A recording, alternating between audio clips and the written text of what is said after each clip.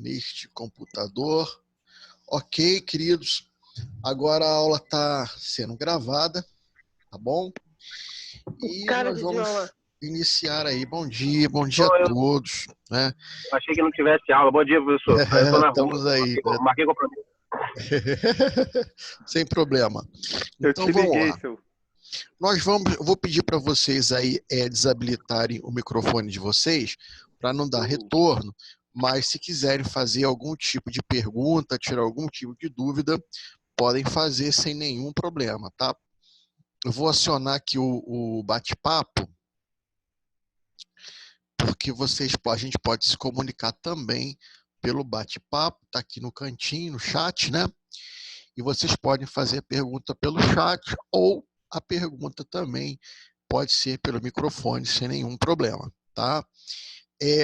Então vamos lá, né? Manda só um ok para mim no chat para dizer se está tudo ok para a gente começar.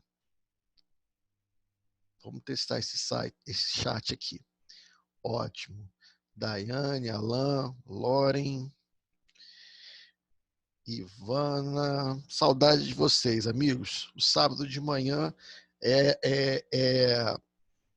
meio osso, mas era prazeroso estar lá com vocês para dar aula, né? Espero que em breve nós possamos estar lá de novo, porque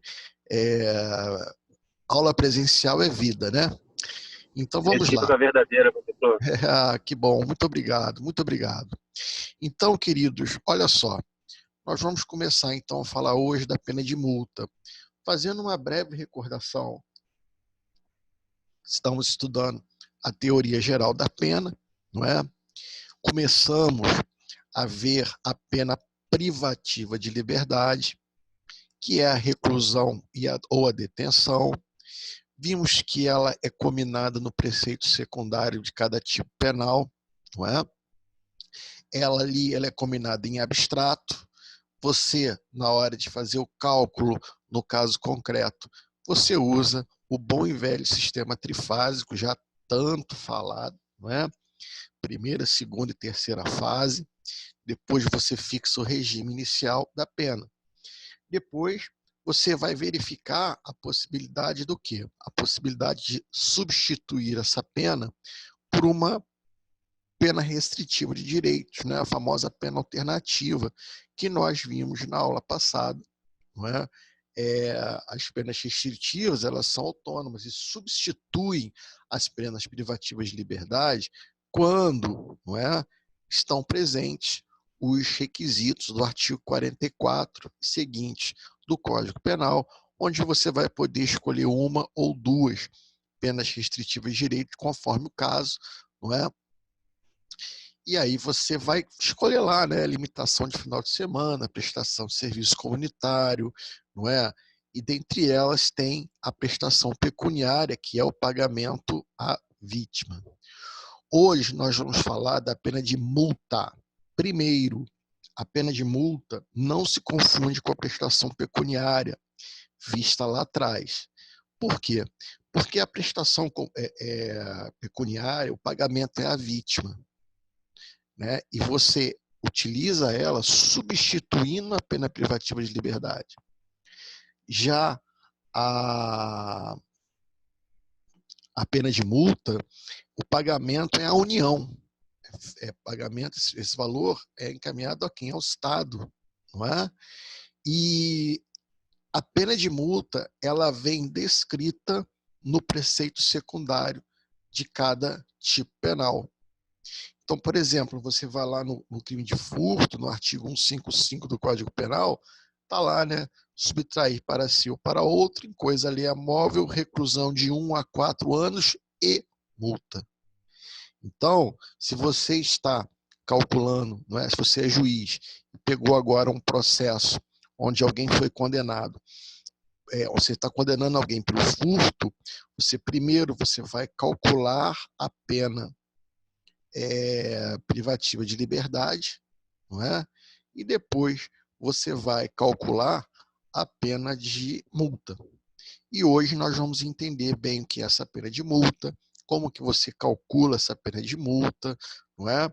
Então hoje você ainda vou colocar vocês, né, na condição do juiz. Obviamente, do advogado também, porque se você discorda do cálculo de multa, você tem que saber discordar, apontar o erro para poder também recorrer, certo?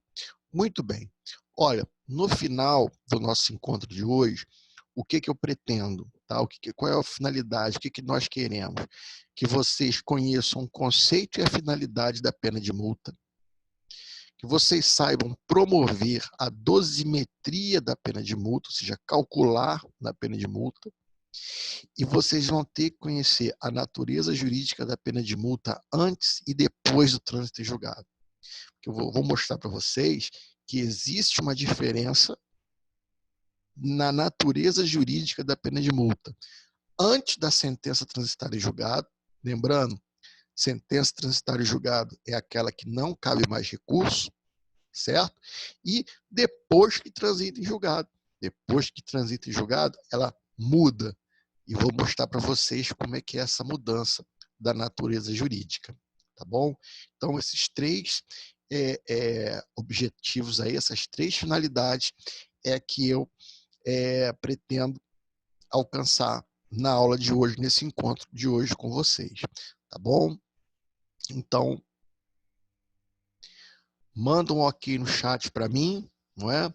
Ou um ok microfone mesmo, para a gente iniciar, então, essa primeira pegada aí, né, da pena de multa. Valeu. Ótimo, ótimo. Ok. Beleza, valeu. Eu sempre peço um ok de um slide para outro, né? Porque eu acho, não sei se eu já comentei aqui, acho que já. Um dia eu dando aula, falando, e os meninos estavam todos fora do ar, sem internet, e eu fiquei meia hora falando para mim mesmo. Mas enfim, né? Então vamos lá. Pena de multa. Cominação da pena de multa. Lembrando, cominação é a atuação do legislador. Quando, não é, o legislador cria a pena de multa.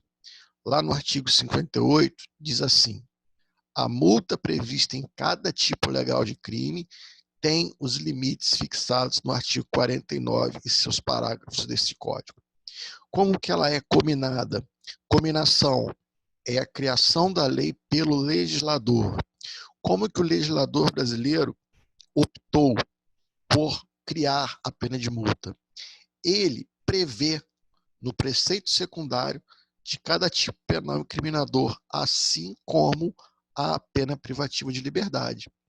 Então, como eu disse, no furto, reclusão de 1 a 4 anos e multa. Tem crimes que usam a expressão ou multa. Isso é muito comum nas contravenções penais, onde o juiz pode escolher ou uma pena privativa de liberdade ou a multa. E existem crimes que são punidos somente com multa. A Lei de Contravenções Penais, que é o Decreto-Lei 3688, estou botando aqui no chat para vocês, tá? Decreto-Lei 3688/41, esse decreto-lei, o decreto-lei 3688/41, chamada de Lei das Contravenções Penais, que na verdade não é uma lei, é um decreto-lei, mas apelidado de Lei das Contravenções Penais. Ele tipifica as contravenções penais, não é? Então, muitas dessas contravenções penais são punidas somente com multa, certo? Então, a multa ela pode ser cominada, ou seja, o legislador criou a multa isolada, cumulativamente ou alternativamente com a pena privativa de liberdade. Então, o crime pode aparecer 1 a 4 anos e multa, aí ela é aplicada cumulativamente. Ou numa contravenção penal, por exemplo, né, que fala lá detenção, né? Aliás, lá nem é da contravenção penal, é prisão simples, não é nem detenção, nem reclusão, porque lá não tem o regime penitenciário, né? O regime, lá é prisão, são curtas, né? 15 dias de prisão simples, não é? Ou multa, aí ela é alternativamente, ou então isolado, quando é punido somente com a pena de multa. Porém, fala assim, multa. Tá? E como é que você calcula a multa? Como é que você chega ao valor dessa multa? Aí já não é mais uma atividade do legislador, agora já é uma atividade do juiz no caso concreto. Né? Vai ser uma atividade sua, com certeza, aí quem pretende seguir na carreira da magistratura, né? Você tem que saber calcular a pena de multa. E aí, a aplicação da pena de multa já é a função do juiz, como você pode ver aí no slide. Né? E aí, a gente vai estudar o artigo 49. Não é? O legal dessa parte é que é extremamente lei. Basicamente, lei prática. E eu adoro lei prática, né? Me chamaram uma vez para dar aula de criminologia, eu falei, pelo amor de Deus, criminologia não, cara. Eu sou advogado criminalista, não entendo pouquíssimo de criminologia. Mas como é que pode um advogado criminalista não conhecer criminologia? Não, não digo que eu não conheço, eu conheço, mas não para dar aula. Não é? É outra coisa, né? Então aqui a coisa é muito prática, muito crua, né? E a gente vai aprendendo, né? Botando a mão na massa. Então vamos lá. Artigo 49 vai ensinar para a gente como que o juiz calcula a pena de multa no caso concreto. O artigo 49 diz assim, olha, a pena de multa consiste no pagamento ao fundo penitenciário.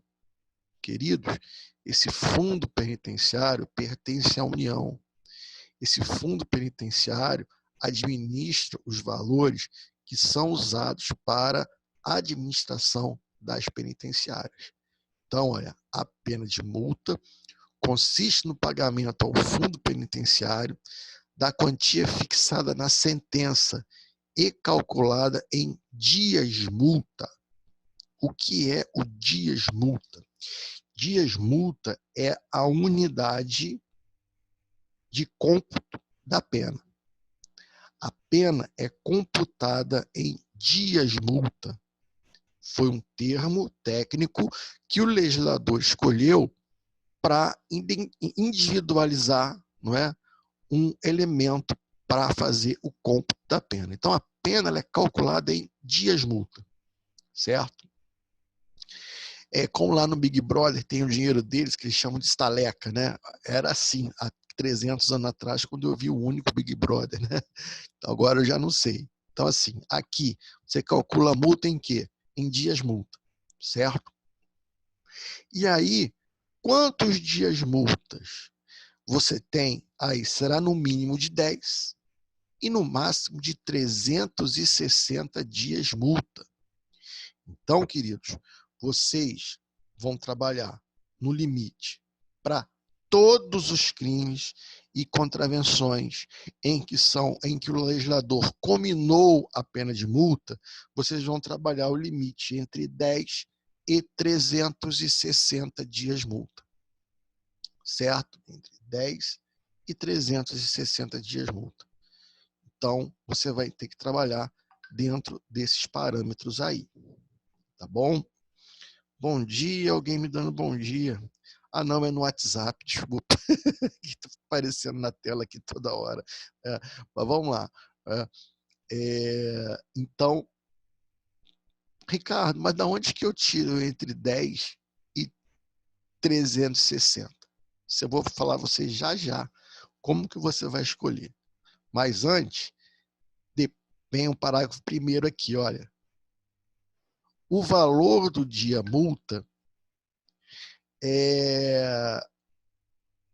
o valor do dia multa será fixado pelo juiz, não podendo ser inferior a 1/30 do salário mínimo mensal vigente ao tempo do fato, nem superior a 5 vezes esse salário. Então, queridos, vamos lá. Cada dia multa tem um valor. E qual é esse valor? Não pode ser inferior a 1/30 do salário mínimo mensal vigente ao tempo do fato, tá? Ou seja,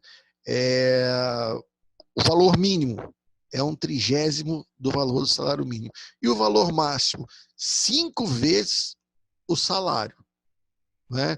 Então, vai de 5 salários mínimos até um 30º de um salário mínimo. Então, vamos lá. Se você entende, né, que, no caso concreto, o condenado deve ser apenado com a pena de 10 dias multas, e entende dar o valor de cada dia de multa no valor de um salário mínimo, você está condenando ele ao pagamento de 10 salários mínimos. Se você entende que ele deve ter 360 dias multas, no caso concreto, e você atribui, não é, 2 salários mínimos para cada dia de multa, você está dando, então, o quê? 720 salários mínimos. Se você entende que ele deve ter 20 dias multa e atribui para cada dia de multa um salário mínimo, 20 salários mínimos é a pena de multa que ele vai ter que pagar a quem? Ao fundo penitenciário, não é? Ou seja, à União, não é? Então, beleza, você sabe como é feito o cálculo, mas como que eu chego à escolha, não é? Como é que eu olho? Eu olho para o sujeito e falo assim, esse cara aqui é feio, né? Ele não deve, eu vou dar uma pena de multa alta para ele. Esse aqui é simpático, é bonitinho, vou dar uma pena de multa baixa para ele. É assim? Não, não é assim. Nós temos alguns parâmetros, certo? Nós temos alguns parâmetros. Eu queria ver se eu aumentava essa letra aqui, mas olha, eu vou falar uma coisa para você. Eu sou péssimo para mexer com slides, nem aparece a minha barra de ferramenta aqui.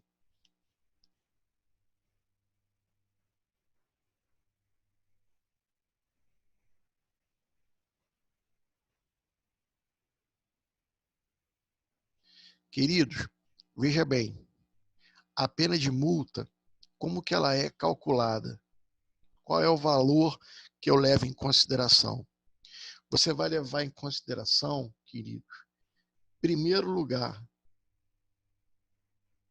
a capacidade financeira do réu. Você vai levar em consideração a capacidade financeira do réu. Por quê? Porque é o seguinte, a pena ela tem que ser suficiente, necessária para prevenir e para reprimir o crime. Então, se você coloca uma pena extremamente baixa de multa para alguém que é extremamente rico, você não está reprimindo o crime. Você está, pelo contrário, você está prestigiando o criminoso, não é? O cara olha para você e fala assim, poxa, eu vou pagar só isso pela lambança que eu fiz, se eu soubesse tinha feito, até com a consciência mais tranquila ainda, não é? Eu tive um caso uma vez que eu fui para Juiz de Fora com um cliente que tinha dado um soco na cara do outro, não é? É claro que não foi o caso de pena de multa, mas ele chegou lá, não é? E ele simplesmente, não é? Foi proposta a transação penal para ele, você paga uma cesta básica, presta serviço comunitário. Aí o cara perguntou assim para a conciliadora, de quanto que é a cesta básica? Ele falou assim, R$300. Tá bom, pagou. Quando ele saiu do fora, ele olhou para mim e falou assim, porra, se eu soubesse que eu ia pagar R$300, eu tinha dado mais porrada naquele cara. Olha só, não é? Então, assim, a pena de multa ela tem que ser suficiente para prevenir e reprimir o crime, certo? Ela não pode ser utilizada, não é, como forma de encorajamento para a prática de outros crimes. Então, você tem que atingir quem? Você tem que atingir o bolso. De forma o quê?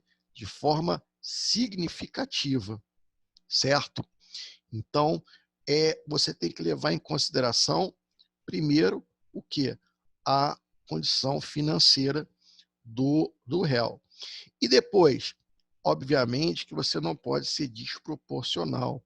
Tem que ver também o grau de reprovação do crime, não é? Ah, Ricardo, vamos lá. Mas o juiz, ele verificando lá a culpabilidade, os antecedentes e tudo mais, verificando as condições do crime e a condição financeira do réu, ele fixou lá 360 dias multas e o valor para cada dia de multa de um salário mínimo. Então ficou 360 salários mínimos, não é? Beleza. Ele entendeu, fundamentou, entendeu que aquilo era suficiente e necessário para a reprovação do crime. Só que, queridos, se o promotor entender que é pouco, ele recorre para aumentar.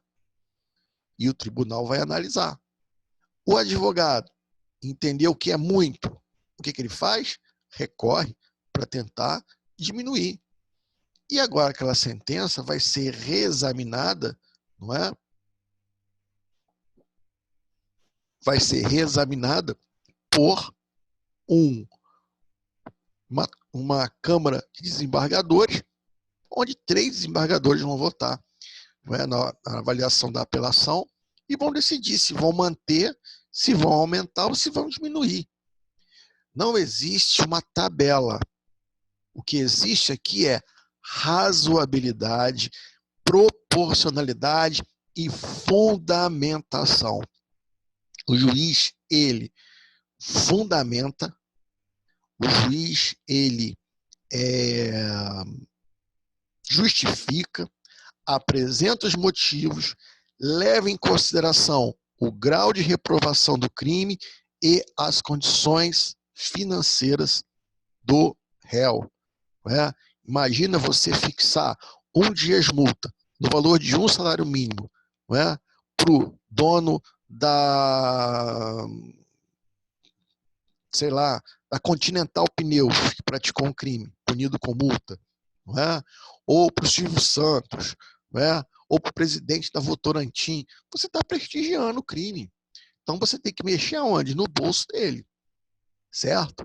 Agora, você fixar uma pena, por exemplo, você fixa em 360 dias multa e coloca o valor de 10 salários mínimos. São 3.600 salários mínimos para o seu José da esquina, não é? Que vende cafezinho na rodoviária. O que vai acontecer? Ele não vai pagar. Então a pena nesse caso vai ser o quê? Inócua. A pena não vai surtir o seu efeito de prevenir e reprimir o crime. Não é? Vai ser uma pena o quê? Inócua. Então, você não pode tornar a pena um instituto inócuo, vazio, sem fundamento nenhum, mas também você não pode tornar ele um instrumento que não mostre, que não faça ele sentir, não é? No bolso, não é? O peso do seu erro, não é? Então a multa ela tem que levar em consideração as condições financeiras, bem como o que? A reprovação do crime, certo? Você pode perguntar assim, poxa, professor, na prática, eles costumam pagar essa pena de multa? Olha, queridos, dentro do possível, eu sempre peço para pagar. Agora, quando o sujeito não tem condição, ele simplesmente não paga. E aí, o que acontece se ele não pagar a pena de multa?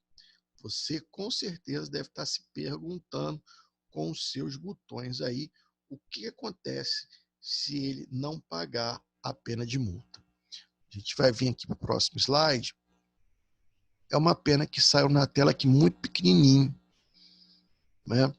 Não sei se vocês vão conseguir ver aí, mas vocês podem acompanhar pelo código de vocês aí, não é? O código escrito e tudo, então pela minha leitura aqui que eu vou ler para vocês. Não sei por que saiu tão pequenininho, não é? Diz assim, ó. Dá para aumentar a tela. Pois é, mas eu tô com medo de aumentar aqui, tentar Não, mexer. por aqui. Ah, por aí dá. Ah, que bom. Tá ótimo. Então, beleza. Pagamento da multa. A multa deve ser paga dentro do prazo de 10 dias, depois de transitada em julgada a sentença. A requerimento do condenado e conforme as circunstâncias, o juiz pode permitir que o parcelamento realize em parcelas mensais. Então, olha, teu cliente foi condenado. Transitou em julgado, ou seja, não cabe mais recurso nenhum. Foi intimado desse trânsito em julgado, ele tem 10 dias. Não é? Estava 10 dias. Então, você pode pagar, ou então você pode parcelar em 10 vezes. Ah, Ricardo, tem juros?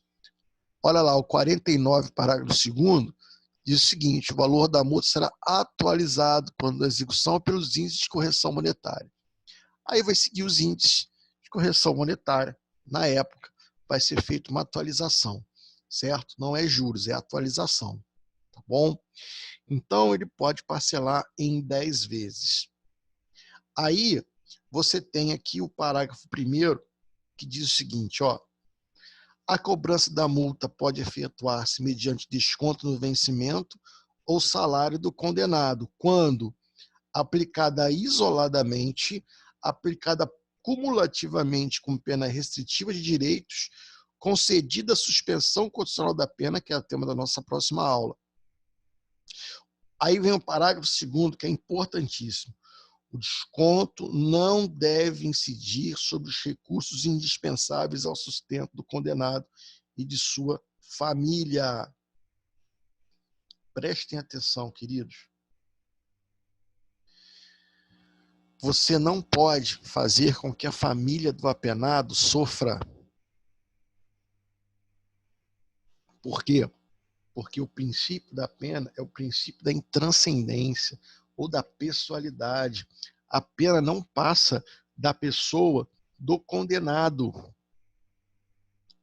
Então, não adianta você aplicar uma pena de multa que vai fazer a família do condenado passar fome. Então, juízes, pelo amor de Deus, pensem na família.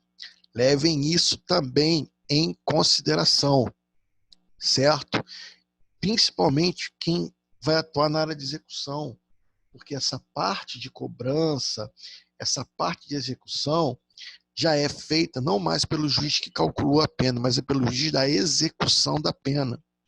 Você vai mandar descontar no salário dele?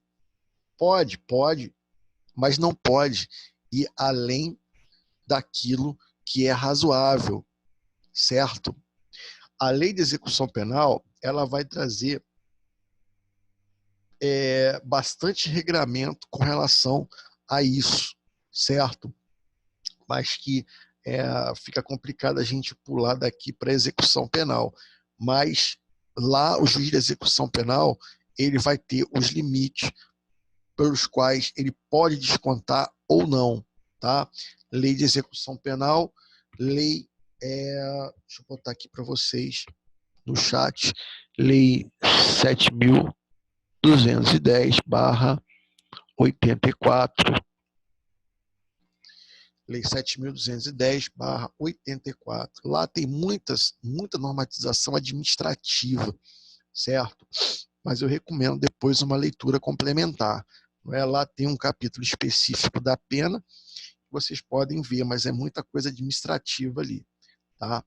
Por isso que a gente não fica debruçando muito sobre a lei de execução penal, até porque existe uma matéria específica chamada direito penitenciário, que estuda somente a lei de execução penal e que eu vou, obviamente, fazer uma sugestão, não é, ao Gesimar, para colocar uma eletiva para vocês de direito penitenciário, para quem quiser advogar na área de execução penal, tá bom? Que é uma boa área, mas tem que morar no Rio de Janeiro para fazer isso, porque se não ficar em cima da VEP o dia inteiro, a coisa não anda, não é? Muito bem. Olha só agora o artigo 51, que para mim é o artigo mais importante. O artigo 51 é o artigo mais importante para vocês aqui no momento, porque ele foi alvo de muita pancada histórica, tá bom? E de reformas, certo? Inclusive reformas recentes. Preste atenção no que eu vou dizer a vocês. Queridos, existia na redação original do Código Penal de 1940 um dispositivo que permitia a conversão da multa em pena privativa de liberdade. Como assim? O sujeito era condenado à pena de multa. Não pagava a multa, o juiz substituía a multa por pena privativa de liberdade. Ah, não pagou não? Então vou te botar na cadeia. E o sujeito era preso, não é? Porque não pagou a multa. Legal. E aí ele ia cumprir a pena privativa de liberdade. Qual era o problema desse dispositivo? O problema desse dispositivo é o seguinte. Vamos imaginar que a polícia prenda lá por uma contravenção penal, não é? Eu e o Alan, né? Nosso colega Alan, eu e o Alan praticando uma contravenção penal, a polícia foi lá e prendeu. Muito bem. Fomos julgados e condenados à pena de multa. Legal. O Alan tem grana. Foi lá e pagou a multa. Pagou a multa, pronto, acabou. Não deve mais nada. Eu não tenho grana. Não paguei a multa. Aí o juiz fazia o quê? Convertia aquela multa em reclusão. E aí eu ia preso e ia cumprir pena privativa de liberdade. Em suma, para que servia a multa? Para prender pobre. Não é? A multa, então, o sujeito não paga, pobre, bota para cadeia, rico, fica solto. É óbvio, queridos, que isso estava tudo errado. Não é? É óbvio que estava errado, não podia.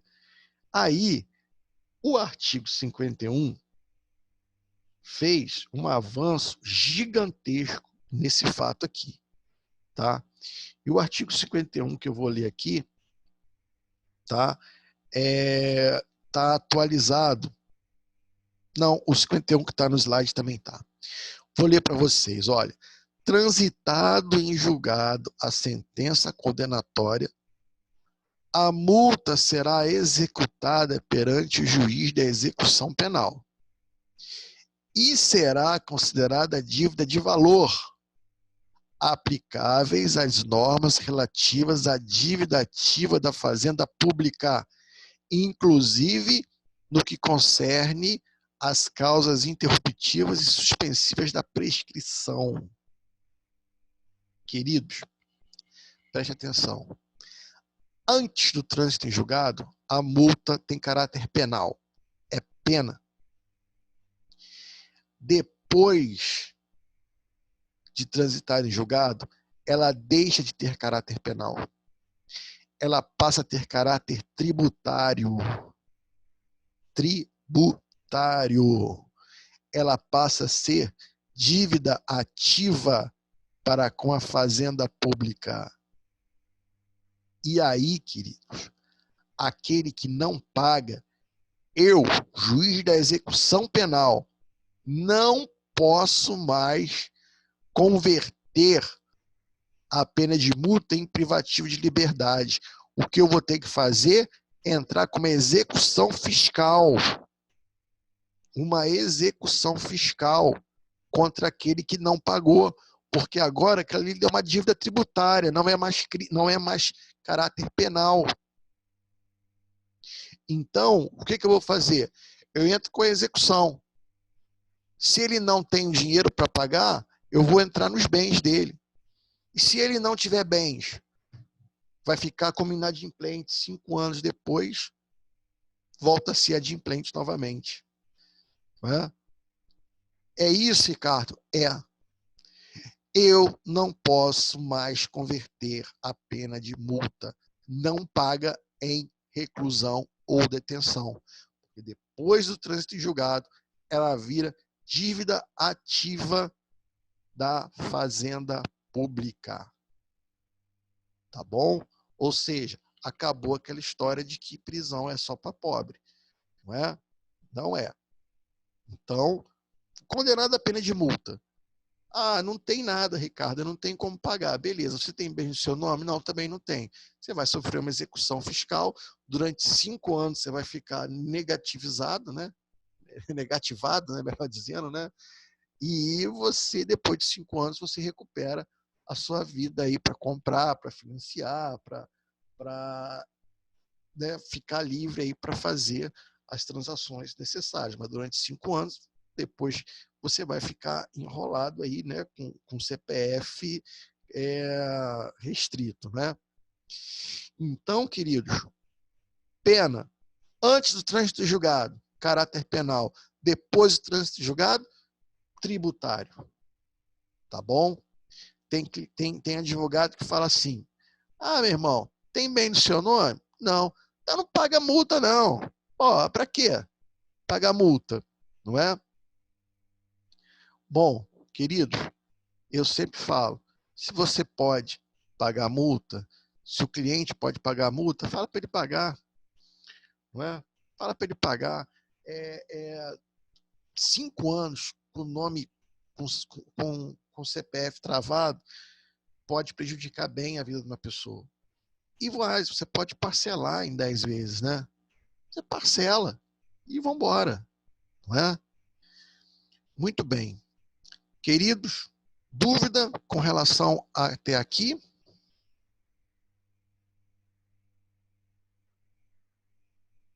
Tudo ok? Por mim, tranquilo. Tranquilo. Show. Ricardo, Sim, pode falar. olha só, aí você falou então que antes de transitar em julgado, ela tem caráter penal. Perfeito. Então, antes de transitar em julgado, o juiz pode converter e mandar prender. Olha só, o que vai acontecer antes de transitar em julgado? Vai depender do preceito secundário do tipo. Não é? Por quê? Uhum. Porque o tipo pode falar assim, pena privativa de liberdade e multa. Uhum. Então, ele pode estar preso porque também é punido com pena privativa de liberdade. Uhum. O tipo penal pode falar privativa de liberdade ou multa. Aí, antes do trânsito em julgado, o juiz pode optar pela privativa de liberdade, certo? Agora, quando tiver isoladamente multa, ele não pode converter. Por quê? Não. Porque ali estaria ofendendo o princípio da legalidade. Se o tipo penal não prevê a modalidade de privativa de liberdade, né, como modalidade de pena, ele não pode criar, ele não pode legislar, entendeu? Porque o juiz ele não tem a função de legislar. Se ele cria uma pena ali, ele estaria fazendo uma questão estaria legislando, né? Exercendo uma função atípica ao judiciário. Agora, se é pena privativa de liberdade e multa, ele pode pagar, ele pode optar, né? Ele pode determinar a prisão pela privativa de liberdade. Se for privativa de liberdade ou multa, ele está vendo que o cara não vai pagar mesmo, então ele opta pela qual pena? Pela privativa de liberdade. Não é? Tá, entendi. Mas, por exemplo, assim, se for privativa de liberdade e multa, ele não pode, o cara não pagou a multa, tipo, acrescentar alguma coisa Mas ele na só vai pagar a multa depois que transitar em julgado, né? Ele não vai tá. pagar a multa antes de transitar em julgado, entendeu? Ela Entendi. tem caráter, a natureza jurídica dela é pena porque a lei diz, lei penal diz, se constitui que são 3 tipos de pena: pena privativa de liberdade, restritivo de direitos e multa. Agora, ele só tem obrigação de pagar depois que transita em julgado. E depois que transita em julgado, ela não é mais pena, ela já é dívida tributária, entendeu? Entendi. Então ela só vai ser cobrada depois de transitar em julgado. Exatamente. Só Entendi. Aí, pode ser então, cobrado. Só pode ser cobrado depois do trânsito em julgado. Porque o trânsito em julgado é que faz o título executivo judicial. A Fazenda agora vai executar aquela sentença condenatória, o título executivo judicial. Entendeu? entendi. Ah, então, é a partir do trânsito que começa a contar o prazo para, não sei, Executar. prescrição? Executar, Então, é exatamente. decadência, né? Não, é prescrição. Né? A Prescrição. decadência é lá a decadência lá no processo penal, tá bom? Tá, Quando a gente tá bom. fala em denúncia ou queixa, é que a gente vai trabalhar decadência. Aqui é pena, a gente fala prescrição mesmo, tá bom? Tá bom. Só que a prescrição agora não vai ser a prescrição penal, vai ser a prescrição da dívida ativa da Fazenda. Você está entendendo? Agora eu vou usar a legislação o quê? Tributária e não mais a legislação penal. Tá joia? Eu acho que, salvo engano, eu cito aqui embaixo nos próximos slides essa questão, tá bom? Mas a gente vai acachapar ela já já, tá ok? Ok. Beleza. Então, olha, esse 52 aqui é bem tranquilo, né? Suspensa a execução da pena de multa se sobrevém ao condenado doença mental. Não é? Você não tem como executar a pena de multa, o sujeito ficou doente mental. Não é? Aí ela fica o quê? Suspensa. Não é? Muito bem. Agora vem aqui, eu botei para vocês e eu queria ver se eu conseguia aumentar. Mas se você puder aumentar aí, beleza. Execução da pena de multa. Olha só. Com o advento da Lei 9268/96, que deu nova redação ao artigo 50 do Código Penal, a multa passou a ser considerada dívida de valor e ter caráter extrapenal. Sua execução passou a ser regulada até aqui. Lei 6830/80, necessitando da respectiva inscrição na dívida ativa e sendo ajuizada pela Fazenda Pública. Recurso improvido. Olha só, queridos, deixa eu só fazer uma observação com vocês aqui, tá? Antigamente, quem ajuizava a ação de execução era a Fazenda Pública, tá? Só que no final de 2019, com a entrada em vigor do pacote anticrime, quem tem hoje, quem vai fazer a execução da pena de multa é o juiz da execução penal e não mais a Fazenda Pública. Ele vai seguir as normas que regulam a execução da dívida fiscal, tá? Essas normas estão lá na Lei 6.830. Mas quem vai promover a execução é o juiz da execução. Isso, final de 2019, melhor dizendo. Ou seja, quase que anteontem, né? Hoje, quem executa, quem promove essa ação de execução não é mais a Fazenda, é o juiz da execução penal. Sérgio Moro passou a bola para o juiz da execução penal. Ah, Ricardo, mas espera aí, como é que um juiz da execução penal vai fazer uma execução fiscal? Queridos, ele vai usar as regras da lei de execução fiscal. Mas quem vai promover a execução é o juiz da execução penal. Antes tinha essa celeuma, era uma celeuma desgraçada. Ah, se não é mais pena, quem tem que executar, então, não é o juiz da execução, é a Fazenda Pública, não é? Ah, tudo bem. Fazendo A mais B, fazendo interpretação gramatical, é assim, tudo bem. Só que, queridos, o juiz da execução penal, ele tem mais contato, ele tem mais sensibilidade, ele tem mais condição de verificar se o sujeito está se furtando a pagar a pena de multa ou se realmente ele não tem condições de pagar a pena de multa. Não é? Então, eu entendo com razão que essa mudança foi bem-vinda, não é?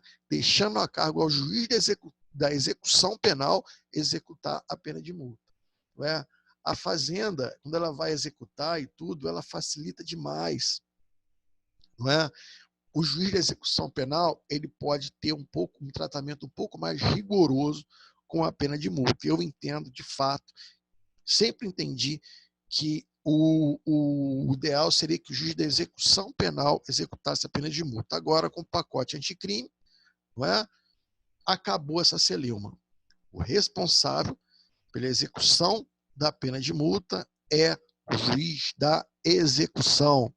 Eu colacionei aqui, foram 2 jurisprudências para explanar sobre isso. Olha, de acordo com o novo 51, a multa importa em sentença penal condenatória é considerada dívida de valor, devendo ser cobrada segundo 680. Por essa razão, será inscrita em dívida e será reclamada via execução fiscal movida pela Fazenda Pública. Olha, como que era antes, olha.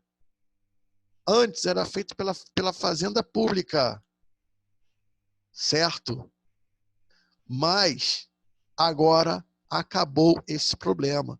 O pacote anticrime entrou em vigor no final de 2019. Não é mais a Fazenda Pública quem executa, é o juiz da execução penal. Tá? Então, coloquei essas 2 jurisprudências para mostrar para vocês. Antes do pacote de crime, era a Fazenda Pública, era uma beleza, não é? Agora, é o juiz da execução penal. Agora, vai se buscar de fato o quê? O pagamento da multa. O caráter, não é? Assim, a busca, ela é mais rigorosa, mas se aplica às regras da execução fiscal. Só mudou o legitimado. Antes era a Fazenda e agora é o juiz da execução penal. Não mudou o caráter tributário depois do trânsito em julgado, só alterou a titularidade da execução. Entenderam?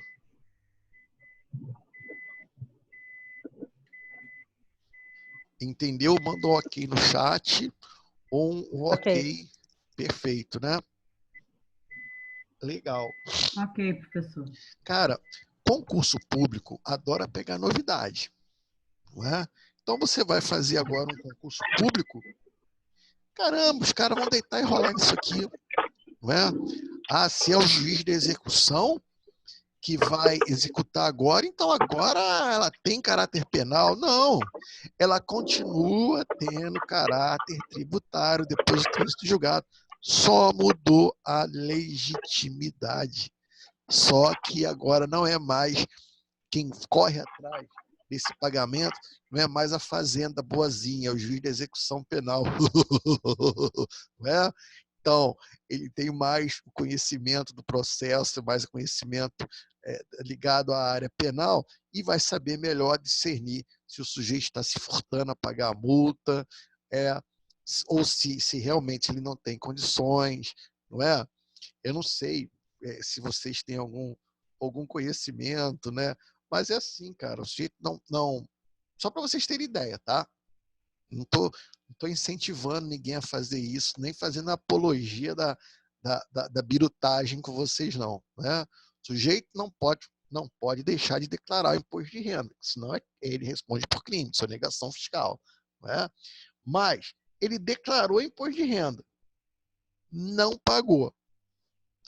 A Receita Federal vai chamar o cara e vai deixar ele financiar em 60 vezes. Em 60 vezes, não é? Sem juros, só com atualização. O cara, o juiz da execução penal não vai. Ele pode até seguir as regras, mas ele só vai utilizar isso se ele depois verificar bem se realmente é o caso de financiar isso tudo, não é? Ele vai pegar mais pesado um pouquinho, não é? Na Receita Federal, você vai lá, fala com o auditor que você está conta uma história triste lá, então tá bom, paga 60 vezes aqui, tá jóia, tá bom, vai com Deus. Próximo! É, no juiz da execução penal, ele vai seguir um certo rigor, não é? Mas as regras são da lei de execução fiscal.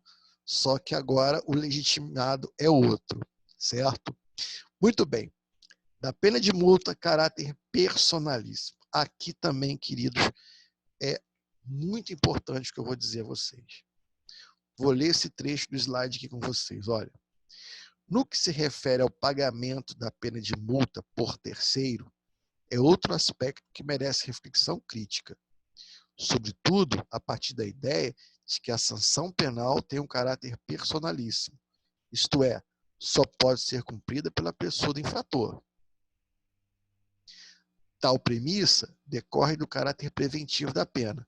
Ora, se a principal finalidade da pena, seja ela de prisão, restrição de direitos e multa, é a prevenção do crime, geral e especial, quem deve sofrer o sacrifício é o próprio infrator. Ele é quem diretamente deve sentir a dor do puxão de orelha, da pena. Daí a razão pela qual a pena, privativa de liberdade, restritiva de direitos e multa, se extingue com a morte do autor da infração. Prestem atenção no que eu vou dizer a vocês, pelo amor de Deus. Se você está respondendo uma execução fiscal e morre, a sua herança vai para os seus sucessores e a fazenda pública, não é? Ele vai lá na herança e pode executar no montante que foi herdado o valor da dívida pública. Então, por exemplo, eu tinha um patrimônio de 100, mas estava sofrendo uma execução fiscal de 10. Morri. Foi para 2 herdeiros. Os 2 herdeiros vão receber 50 cada um? Não. Por quê? Porque agora eu vou executar 10. Então vai ser 90, vai ser 45 para cada um. Porque eu tenho uma execução fiscal, algum tributo que eu não paguei. Certo?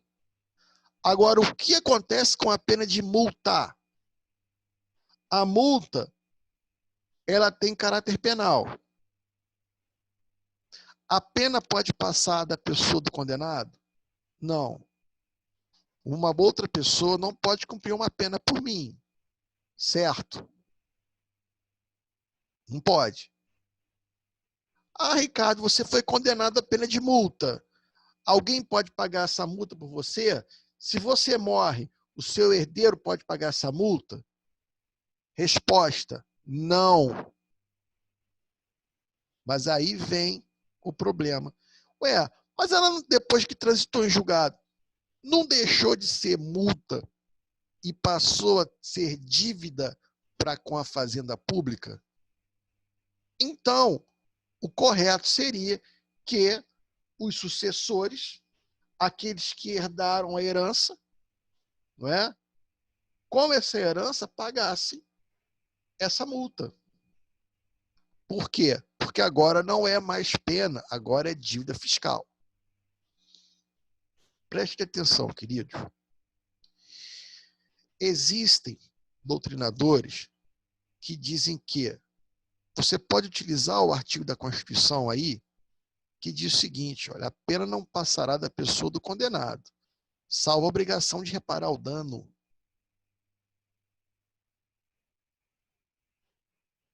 Que passa para os sucessores na medida da herança. Veja bem, a Constituição fez uma ressalva à obrigação de reparar o dano. Então, vamos imaginar que o meu desafeto, eu peguei um taco de beisebol, quebrei o carro dele todinho. Estou respondendo pelo crime de dano. Eu vou pagar pelo crime, mas também vou ter que reparar o dano no carro, certo? O dano do carro do cara foi de 50 mil. Agora ele está me executando e eu morri. Eu morri, deixei 200 de herança para minha esposa. Essa execução penal vai seguir? Vai. Vai. E a minha esposa vai herdar 200 menos a obrigação de reparar o dano, menos os 50. Então ela vai receber o quê? 150. Certo? Certo. A Constituição não fez outra ressalva. Falou somente na obrigação de reparar o dano. Não fala da pena de multa. Então, ainda que ela, depois da execução penal, isso majoritariamente falando, ainda que depois da execução penal, ela se transforme em dívida ativa, você não pode negar a gênese dela. A gênese daquela dívida ativa está numa pena de multa e a pena não pode passar da pessoa do condenado. Se ele morre, com ele também morre a pena de multa. Se morre a gênese, a pena de multa, a gênese, aquilo, a semente que gerou a dívida fiscal, morrerá também a dívida fiscal.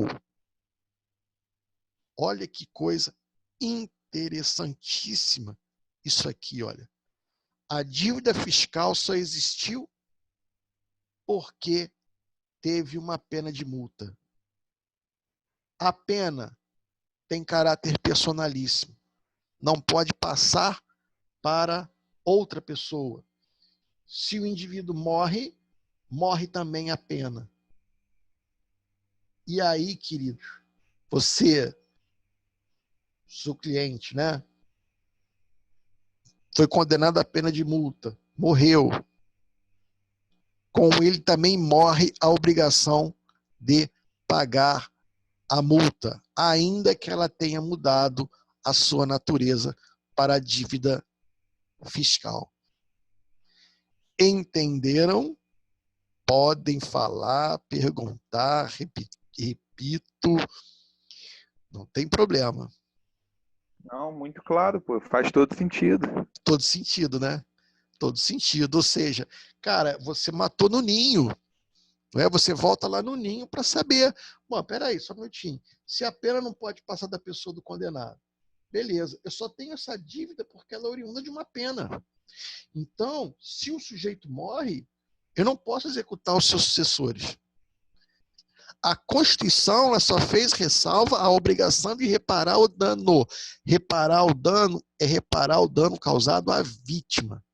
Aí sim, não é? Os sucessores vão receber o cunhão deles abatido do dano que o falecido tinha que reparar de uma vítima. A Constituição não faz outra ressalva. Pena de multa não passa da pessoa do condenado. Então, aluno, olha só que coisa interessante. Concurso público joga você para um lado, joga você para o outro, não é? Ele vai, olha só como que Satanás ele se veste de anjo de luz, né? Ele vai chegar para você e falar assim: a pena, depois do trânsito julgado, ela é dívida de valor. Ela é dívida de valor. Muito bem. Bom, se é dívida de valor, ela tem que ser executada agora pela Fazenda Pública. Então, os sucessores podem responder de acordo com o quinhão da herança. Tudo errado. Ela é dívida de valor, mas ela é executada pelo juiz de execução penal. Ela é dívida de valor segue a lei de execução penal. Ela é dívida de valor, mas se o executado morrer, morre também a dívida, porque ela é oriunda de uma pena e a pena tem caráter personalíssimo, intranscendente. Legal, né? Muito bacana. Às vezes um institutozinho tão bobinho, tão simplesinho, joga o cara de um lado para o outro, né? E faz você virar, Ô, professor, eu chamo de bala na boca de banguela. Diga lá, meu amigo. vamos supor que a pessoa morreu, aí tem os bens para passar para os herdeiros. Certo. Só que a vítima tinha que pagar a vítima lá 50 mil. Perfeito. E o que ele tinha era 50 mil. Paga-se primeira dívida. Perfeito. Seria isso? Exatamente. Veja bem, aí a reparação do dano causado pelo crime é no limite da herança. Então vamos imaginar o seguinte, olha, o autor do crime tinha que reparar um dano de 50 mil, ele morreu e deixou 30 mil reais. Então o herdeiro recebeu 30 mil reais. Ele vai pagar quanto? Ele vai pagar os 30 mil reais. Ele pode tirar do bolso dele? Não, porque a pena tem caráter pessoal. Eu não posso ser obrigado a pagar a pena que outra pessoa praticou. Então, nesse caso aqui, é abatido somente até o montante do quinhão da herança. Entendeu? Não pode entrar na pessoa que não praticou o crime, em razão do princípio da pessoalidade ou intranscendência da pena. Certo? Agora, se ele tinha obrigação de pagar 50, ele tinha 50 e ele morreu, e esse 50 era para reparar o dano, né? Deixando bem claro. O herdeiro não vai herdar nada, porque os 50 vai ser tudo para reparar o dano, não é? Então, agora, com relação à multa, multa não, multa é diferente. Multa, ela tem caráter pessoal, não é? Ainda que ela tenha gerado uma dívida de valor, não é? Ela, na sua gênese, ela é uma pena de multa, e a Constituição não fez ressalva. Então, pena de multa. O sujeito tinha que pagar 50 mil reais de pena de multa, certo? Morreu, os herdeiros receberam dinheiro. Eu posso correr atrás do herdeiro para pagar a multa, ainda que seja de caráter fiscal? Não, porque na gênese é uma pena e a pena ela é intransferível, né? Obrigação de reparar o dano não é criminal, é civil, não é? Obrigação de reparar o dano, ainda que seja de uma condenação penal, ela é civil, não é? Agora, a multa não. A multa ela é pena na sua origem, na sua gênese. Entendeu? Legal, moçada? Show de bola. Pô, que bom, que bom. Veja bem, a gente faz um raciocínio de mais para menos. Eu não sei se vocês já perceberam aí bem a metodologia. Pega a coisa que é complicada e vai diminuindo, até a gente falar tipo um beabá, né? Tinha um doutrinador de processo civil chamado Barbosa Moreira. Para mim, um dos grandes nomes talvez o maior nome de processo civil do Brasil, não é? Apesar de não ser minha área, né, processo civil. Mas como eu dou aula de processo penal, a gente acaba tendo que estudar toda a teoria geral do processo, né? E a gente acaba avançando um pouquinho no processo civil também. E o Barbosa Moreira, ele tinha, na obra dele, né, já falecido há muito tempo, ele dava exemplos de coisas banais do dia a dia para explicar as coisas mais difíceis do processo civil. Por exemplo, medida cautelar e tutela antecipada. Não sei se vocês já viram o processo civil ou estão vendo, não é? Então, medida cautelar no processo civil. Olha o exemplo que ele dava, exemplo banal do dia a dia. Duas pessoas brigando por um picolé, para ver quem era dono do picolé. Se essa briga demorar muito, o que acontece com o picolé? Vai derreter e eu simplesmente não tenho, depois, a final da discussão, eu não vou ter mais o bem para dar para aquele que é o proprietário. Então, o que eu faço? Eu guardo picolé na geladeira, não é? Então, vamos lá. 2 pessoas brigando por uma propriedade, não é? E aí, o que eu faço? Eu vou e lanço, né, no cartório uma vedação, uma proibição de venda, proibição de desfazer, porque senão, no final da história, pode ser que aquele que tem o direito do imóvel não vai poder ter, não é? Lanço lá um gravame, né, a hipoteca, o sequestro, arresto, enfim, aí o direito civil lá que vai se envolver com isso, né? E a tutela antecipada? A tutela antecipada é o seguinte, olha, tudo indica que esse picolé é de A. Toma, chupa logo esse picolé, no final, se não for seu, você tem que pagar B, não é? Então, não é? Lá na tutela antecipada, você dá logo o que o cara quer. Então, a pessoa está lá em vista de precisando fazer uma cirurgia, o plano de saúde está dizendo que aquela cirurgia não cobre. Não é? Aí, o que você faz, juiz? A tutela antecipada, tudo indica que cobre.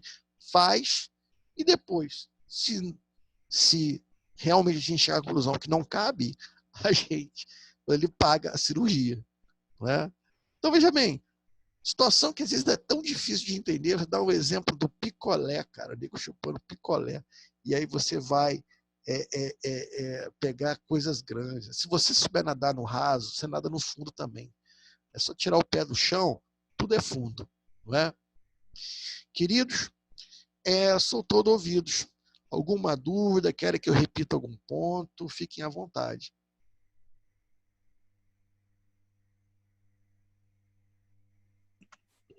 Por mim ficou claro. Claro, né? Por mim Colegas, ficou tranquilo. mandam um ok para mim no chat, então, ou então faz a pergunta, fiquem à vontade, tá bom?